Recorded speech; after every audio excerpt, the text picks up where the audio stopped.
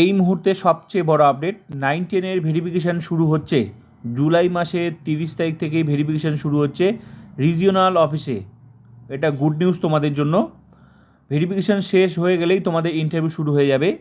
সবচেয়ে বড় খবর যে ওবিসি 17% নিয়েই ভেরিফিকেশান শুরু হবে।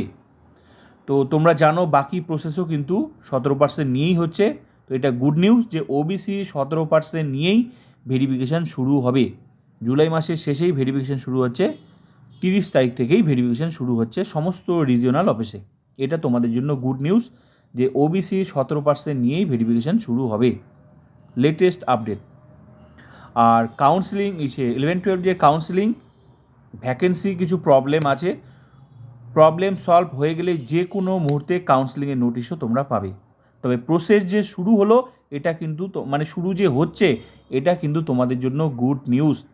তো সবার আগে 9-10 ভেরিফিকেশানটা কিন্তু শুরু হতে চলেছে, যা খবর 30 তারিখ থেকে, জুলাই মাসের 30 তারিখ থেকেই ভেরিফিকেশান শুরু হচ্ছে রিজিওনাল অফিসেই। আর ওবিসি 17% নিয়েই কিন্তু ভেরিফিকেশান শুরু হচ্ছে। Latest update.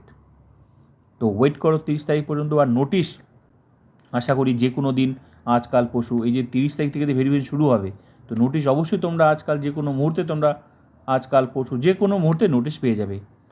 সঙ্গে কাউন্সিলিং 11-12 যে কাউন্সিলিং সেটাও কিন্তু নোটিশ তোমরা পাবে।